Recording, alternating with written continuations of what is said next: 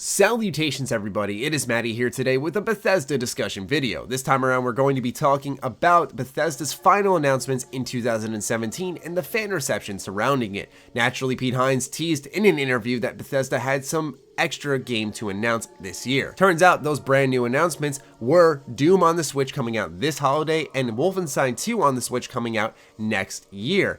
And if you are a Switch owner, then bravo Bethesda, that's actually really exciting.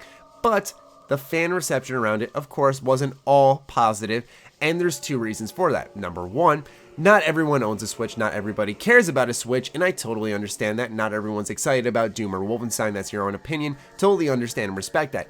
Number two, and what we're going to be focusing on today, is mainly because people hype themselves up over something that was going to be nothing.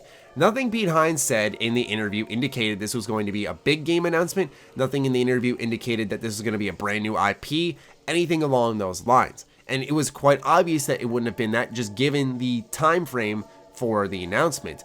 It is September when this game was announced. It's not going to be a big AAA game. We know Bethesda's marketing cycle. We know they like to do lots of merchandise in between the announcement and release of their titles, alongside many other pieces of coverage across many game websites. There was absolutely no chance this was Starfield from Bethesda Game Studios. There was no chance this was a brand new AAA game. The only thing it could have been was either a port or a mobile title. And it was more so going to be a port just because that would be the quickest thing to cash in on and probably the thing that could actually, out of the two, generate the most excitement. We've been in this community together for a long while now. We know the ropes, hopefully, by this point in time. But if you are new around here to the Bethesda community, which we have new people coming in every single day, and I think people forget that, then allow me to just inform you a little bit. Myself and many others have made the mistake of exciting themselves time and time again, and it's just not worth it.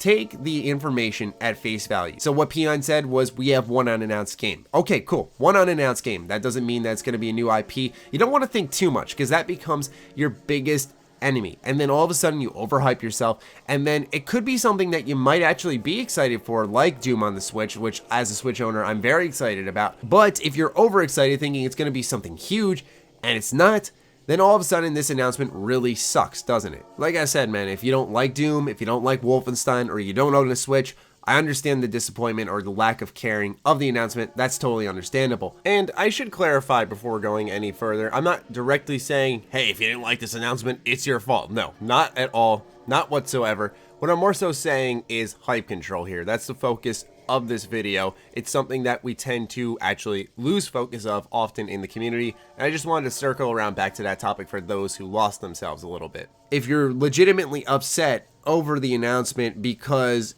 you excited yourself, like I've said, I've done this before, and the only person who can take blame as someone who has experienced this before is yourself.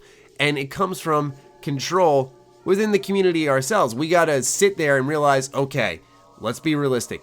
It would be totally a Bethesda move to announce a big game in September, but they're not going to do that because they're also a company that loves their money, and they certainly aren't going to screw themselves out of a lot of merchandise. Personally, as someone who's just into seeing games evolve, I'm excited for this announcement because mainly I want to see how these games are going to look and run on the Switch. I'm really both concerned and excited about it. But that'll do it for today's video. I just wanted to discuss some of the community's distaste for Bethesda's announcements, but I think this really wasn't anything. The only place we heard it was that single interview from Pete Hines. Well, that'll wrap it up, folks. I'm looking forward to your thoughts on this in the comments down below, so fire away, people. Other than that, follow me on Twitter, like me on Facebook. Those links are in the description down below, along with my Patreon. Do consider supporting that as it fuels all the content we create here. Stay sexy, stay active, I love you all.